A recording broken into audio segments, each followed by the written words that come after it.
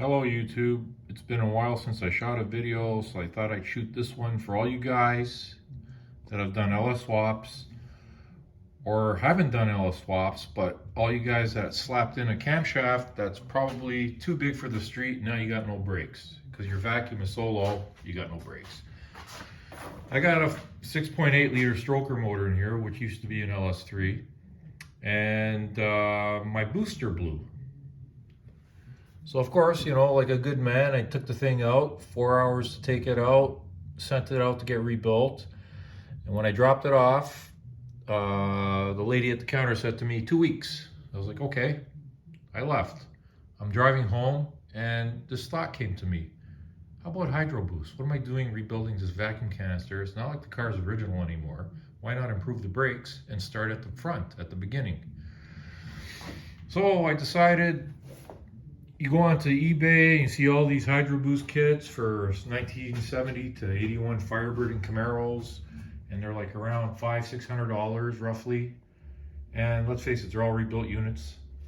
So what I did was, I decided, okay, I went out to Marketplace and I ended up getting myself a Hydroboost unit. This is it right here. This was out of a 2002 Escalade, and it actually had Hydroboost. I had an Avalanche back in the day. It was an 05. It also had Hydroboost. So I ended up getting this Hydroboost unit. It cost me 80 bucks. And it cost me 20 bucks for a rebuild kit, a couple of O-rings. And I rebuilt it. 20 bucks for the brackets. So I'm at 120 or 120 bucks roughly right now. Brand new line. This is a high pressure line that goes from the power steering pump to the Hydroboost. I think it was roughly around 40 bucks. You could buy it on Amazon, eBay, whatever, online. I got this one off of Amazon. It's called a Sun Song, the brand. I guess they're Chinese, but who cares? It's a hose. Looks pretty solid, and it's got a warranty, so I'm sure it's going to be okay. So basically, the proper brackets for a 70 to 81 Firebird, which are those two brackets there, I got from Summit Racing Equipment. They're roughly around 20 bucks. Canadian, plus shipping, plus duty, plus the difference in the dollar and tax. It ended up costing me 60 bucks Canadian for the two brackets. So I'm at about $1.80, $1.90 now with the line and everything. And the master cylinder, believe it or not, the factory Trans Am master cylinder, which is an aluminum unit, you can see it over here. It's an aluminum unit. It's got a big bore. It's roughly around 2 inches.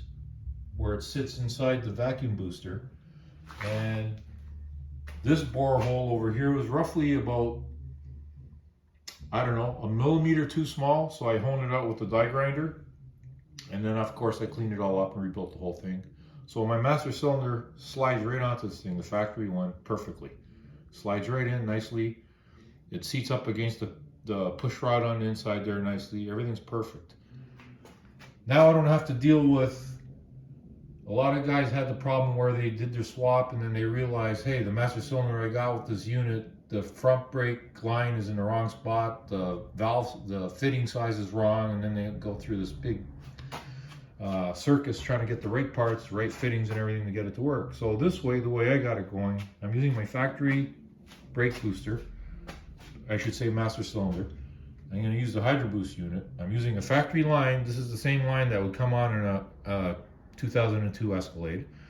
Now, this line goes from the pump to the Hydroboost, and then you got a line from the Hydroboost that goes to the steering box. Now, most of the vehicles that came in the 2000s and up usually had rack and pinion. So the end of the line, if I get the line that goes from the Hydroboost to the gearbox, it's obviously going to be wrong if I order the one for the Escalade.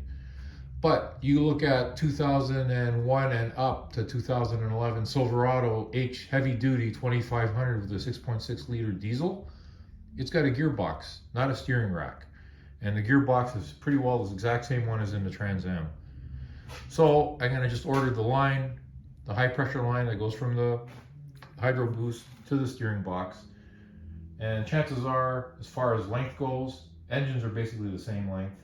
So under hood, geometry is almost the same. So give or take an inch or so. And of course these lines have play, so you could, you know, if you got a little bit of a play in it, it's not a problem. If it's too short, that's a problem. I don't think it's going to be too short. Most of the GM vehicles are LSs anyway. Okay, the 2500 HD, it's a 6.6 liter diesel. It doesn't matter. The engine length is roughly the same. And I'm not concerned about that because it doesn't have anything to do with the engine anyway, because the line's going from the firewall to the gearbox. And then the return line, of course, that goes back. I'm going to need a T-fitting because I got a return line going from my gearbox now into the power steering pump. So there will be a return line off of here. This also has a return line that goes to the power steering box. So I just need a T-fitting near and around the power steering box. So the two returns run into the reservoir inside the steering pump. Anyways, guys, this is a way of solving your vacuum problem if you got one. So everything's relying on a power steering pump now. Now, of course, if you have manual steering and you don't got a power steering pump, you got an issue where you're gonna have to get yourself a power steering pump just for the brakes. The rod over here, I made it myself. This is actually a GM rod. This is from a later model vehicle, so I had to thread this and put a fitting in there. So I made it smaller, and I believe the Trans Am pin that goes through here is 9/16. This was 5/8. It was too big. This is probably a 1/2 inch hole right now, which I could no problem drill out to 9/16, so it fits. And I got the adjuster here because I'm not exactly sure how much length there is between the firewall and the pedal linkage, but I got a lot of play here. I could adjust this up to 1.5 inches. So I'm good over there too. So I got it all set up, ready to go. I probably saved myself $500-600 because you could actually order this on eBay ready to go to bolt in, and they even have ones with the master cylinder, an extra couple $100. But I think the route I took is probably the best, the cheapest, and it's going to work out probably perfectly. I don't know if I'm going to actually shoot a video of installing this thing. It's pretty redundant. There's a lot of guys out there that have them. But one thing I did do to this thing, these brackets didn't just bolt right up just like you'd think they would. I believe on the right side of the bracket, the hole mounts are in the exact same spot as they are on the Firebird. And on the left side of the bracket, I'm talking about the bracket in the back here, the top hole is correct, the bottom hole is offset. I actually cut, this was actually on the bottom of the bracket. This is part of it, actually it's turned this way. So that's where the other hole was. So it was about 1 inch offset from the other holes, it wasn't square. Now it's square the way the actual Trans Am vacuum booster bolts coming out of it are. So it should line up perfectly. I do have a little bit of room here. I kind of elongated the holes so I could I got a little bit of play with the plates if I need to move them in and out. They're outwards or inwards or up and down. Not much. I'm talking maybe 1/16 of an inch, but it does have a little bit of play.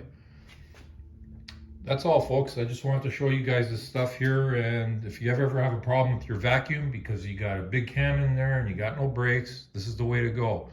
And matter of fact, this is going to increase my brake performance probably threefold. This has got 3 times the pressure of a vacuum canister would. So when you do apply the brakes, you don't need to press down very hard. Just gently press on it and it's going to stop. Anyways, thanks for watching the video. If you guys like it, please subscribe. LS Performance Secrets. And I will try to shoot you another video sooner than later.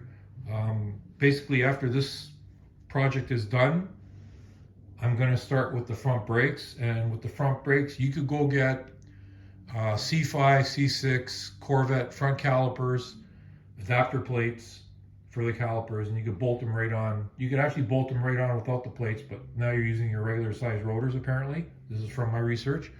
If you want to go with the Corvette rotors, you would have to buy hubs, which are very inexpensive. If you look online, you can find them for roughly, I've seen a set of hubs and adapter brackets so you could put bigger rotors in for roughly $400 American. So you got to buy the calipers and the rotors obviously in the pads, but you got the hubs and you got the brackets so you could actually put 14-inch Corvette rotors on. Now you can't do that to a stock Trans Am rim, which is a 15-inch obviously. I got 18-inch rims. So a 14-inch rotor will fit in there nicely. And all you guys that go out and buy these aftermarket Willwood and all these other brand fancy brakes, you put them on, you realize you don't stop. The whole system has to be replaced. You can't just put rotors and calipers on there and expect your factory master cylinder and the rest of your braking system to perform up to par with the new parts you just put in. You got to change everything. So with this route I'm taking, I'm pretty well improving the performance of the beginning, the actual, when you step on the brakes, the master cylinder, and having more pressure applied to it because of the hydraulic system over here. And then when I put in the bigger calipers, which are basically, I believe, Cadillac Escalade 2-piston calipers, and a few other vehicles, they have the same calipers GM makes, and the Corvette calipers are pretty well physically the same. The difference between the Corvette calipers and an Escalade calipers, the Escalade calipers made out of cast iron, where the Corvette one's aluminum. You could even go to the 4-piston Corvette calipers. They'll work also with the kit. Anyways, guys, that's enough information for me to dump out for you guys to hear. Hopefully you enjoy my videos and you subscribe and hit the like button. Thanks for watching. Have a great one.